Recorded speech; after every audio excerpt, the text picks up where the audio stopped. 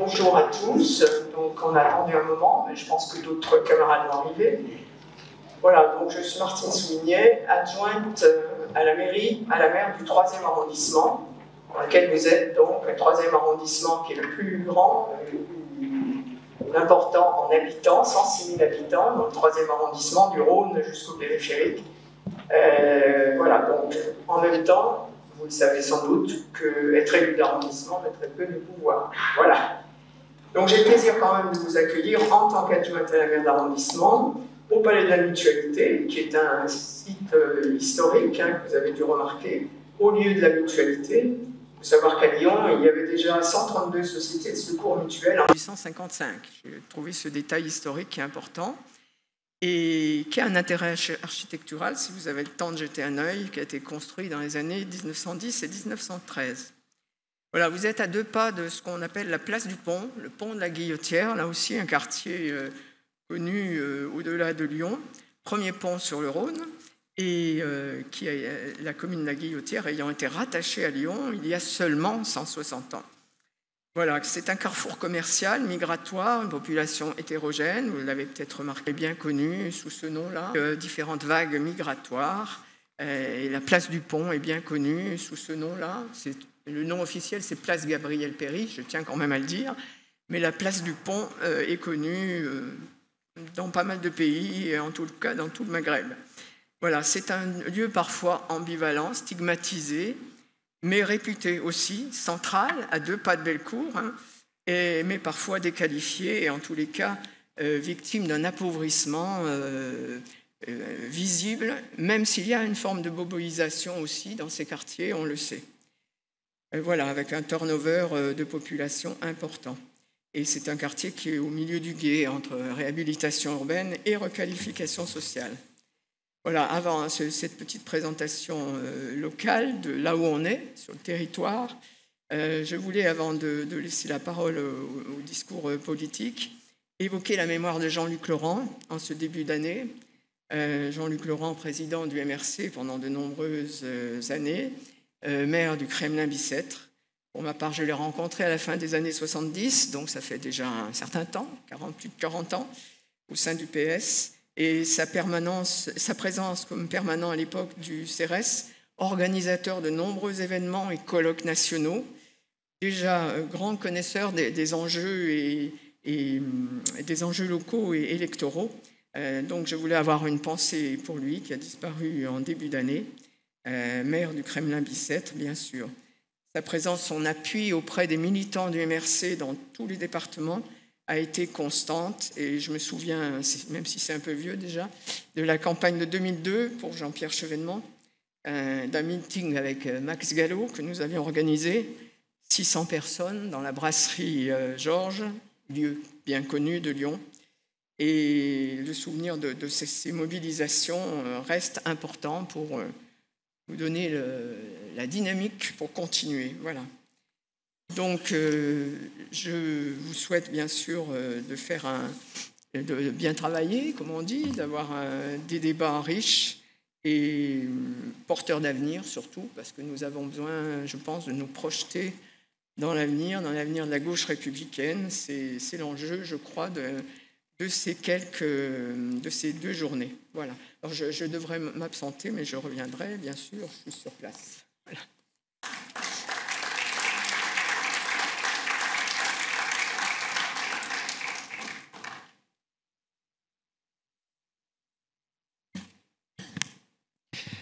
Bonjour et bienvenue donc aux universités de la gauche républicaine. Je tiens pour commencer à remercier les organisateurs de me permettre ces quelques mots au nom de la délégation du Rhône de l'engagement.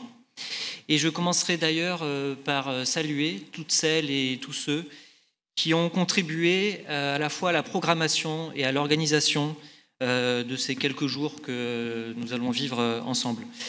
Parce que oui, sous une forme ou sous une autre, je crois à ce qui se construit ici.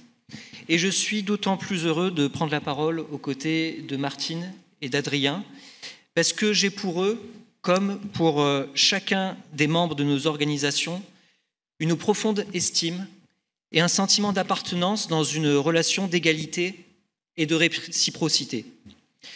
Oui, ce sentiment, c'est bien la fraternité, la petite dernière de la devise républicaine qu'on oublie trop souvent. Alors que sans fraternité, la liberté devient exploitation. Sans fraternité, l'égalité devient oppression. Être fraternel, c'est considérer que chacun a le droit à la dignité. Mais comment vivre dignement sans un habitat décent? Le problème de l'habitat est systémique et ne pourra se résoudre sans au moins 3 leviers: la maîtrise du foncier, la mobilisation du logement pour une fonction d'habitat permanent et l'aménagement du territoire dans une logique de démétropolisation. Alors je n'irai pas plus loin parce que je sais que certains d'entre vous vont approfondir le sujet cet après-midi. Je disais donc de faire fraternité de tout bois, y compris envers les électeurs des territoires ruraux et périurbains qui ont pu, par dépit ou par colère, voter Rassemblement national. Et c'est à nous de porter un discours de justice sociale, d'aménagement du territoire et d'équité républicaine. Et je suis heureux qu'on puisse avoir l'occasion d'y revenir demain matin. Mais d'ici là, je souhaite à vous toutes et à vous tous de bonnes universités à la gauche républicaine.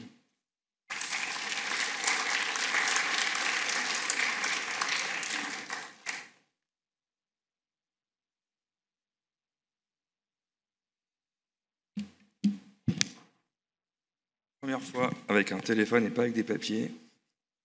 Donc, je vous remercie de votre indulgence. Merci à toutes et tous.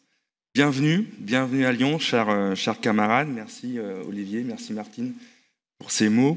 C'est avec une grande fierté et une immense responsabilité que je prends la parole devant vous aujourd'hui au nom de la gauche républicaine et socialiste pour ouvrir ces universités de la rentrée de la gauche républicaine.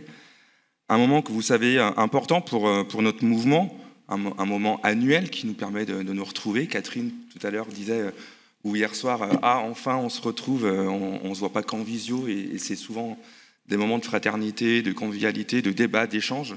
Et c'est aussi le sens de ces universités de rentrée que l'on donne annuellement. À l'heure où nous nous réunissons, le paysage politique français traverse une période de grande turbulence. Vous avez toutes et tous suivi la lamentable séquence où la voix populaire a été trahie. De fait, l'annulation de Michel Barnier est un signal grave pour notre démocratie républicaine. Ici, à Lyon, ville historique de résistance et de progrès, nous devons assumer un devoir particulier. Nous devons porter cette flamme qui a toujours fait avancer la République. Souvenons-nous de Jean Moulin, capturé tout près d'ici à Caluire. Il était le visage de la résistance, le symbole de ce refus inébranlable de plier face à l'oppression et à la barbarie. C'est sa force, son esprit de rassemblement que nous devons insuffler à nos débats, à nos idées et à nos actions. Jean Moulin était un homme d'unité, capable de rassembler des forces diverses, parfois opposées, dans un même combat pour la liberté et la dignité humaine. C'était l'esprit du Front républicain que nous avons formé face à l'extrême droite en juin dernier. Mais vous le savez, cet esprit a été trahi par le camp présidentiel, par les macronistes, par la droite. C'est en compromis en laissant l'extrême droite faire la pluie et le beau temps dans notre pays, contre même les résultats des élections, contre la voix populaire. Et comment ne pas évoquer Jean Jaurès, ce dernier ayant prononcé un de ses derniers discours, le 25 juillet 1914, dans l'arrondissement où j'ai l'honneur d'être élu, dans le 9e arrondissement. Jaurès a dédié sa vie à nous rappeler que la République, c'est la justice au service de la paix, qu'elle ne peut exister sans justice sociale. La lutte inlassable qu'il a menée nous enseigne que le courage politique est de rester fidèle à nos idéaux, de ne jamais plier sous le poids des circonstances. Ces universités de rentrée sont donc l'occasion d'ouvrir un nouveau chapitre, de contribuer à la construction d'une gauche du XXIe siècle, ancrée dans les réalités sociales d'un monde du travail en constante mutation. Une gauche qui propose un projet de société audacieux autour du mot d'ordre de l'unité, une gauche qui ne renonce pas à dénoncer toutes les attaques qui sont menées à l'encontre de nos principes républicains. Plus que jamais, nous en avons besoin. Il devient effectivement de plus en plus certain que notre nouveau gouvernement prépare une casse sociale d'ampleur, faisant peser sur les Françaises et les Français la gestion budgétaire catastrophique du macronisme. Imaginez-vous bien, ils creusent la dette depuis 2017, et la droite depuis bien avant avec Nicolas Sarkozy, et veulent désormais nous imposer une cure d'austérité visant à économiser 60 milliards d'euros dès l'année prochaine. Ces coupes budgétaires pèseront d'abord à 41 milliards d'euros sur la vie de tous les Français et les Françaises, contre seulement 2 milliards pour les ultra-riches, avec des mesures temporaires et partielles. À Lyon, nous connaissons bien le gang des Lyonnais. Avec cette politique budgétaire, nous connaissons désormais le gang du gouvernement. Ce triste gang s'attaque également à l'écologie et à l'éducation. Moins 2 milliards pour l'écologie, moins 4 000 postes dans l'éducation, alors qu'il y avait déjà 3 000 postes en difficulté. Je ne citerai pas toutes les mesures qui viendront impacter la vie de nos concitoyens et concitoyennes. Mais il me semblait important également de dénoncer la baisse historique de 15 milliards d'euros du budget de la sécurité sociale. Plus de 3 milliards d'euros économisés en volant les retraités de 6 mois d'indexation des pensions. Bref, après le braquage démocratique, vient le braquage social et bientôt le braquage des collectivités locales. Cela ne peut que nous prouver que nous avons tout intérêt à continuer à faire vivre le nouveau Front populaire, tant nationalement que localement. D'ailleurs, à Lyon, nous y avons travaillé bien avant le caprice d'Emmanuel Macron de dissoudre l'Assemblée nationale, et on espère bien évidemment continuer à travailler à cette unité tout en affirmant nos idées, nos propositions, nos postures, sans hypothéquer quelques scénarios que ce soit, mais toujours dans l'esprit d'unité de la gauche et des écologistes. Je vous invite alors à faire de ces universités un lieu de réflexion, mais aussi d'action, un lieu où chacun peut apporter sa pierre à l'édifice, parce que c'est ensemble, en débattant, en écoutant et en agissant, que nous construirons une gauche forte, unie et toujours fidèle à son idéal.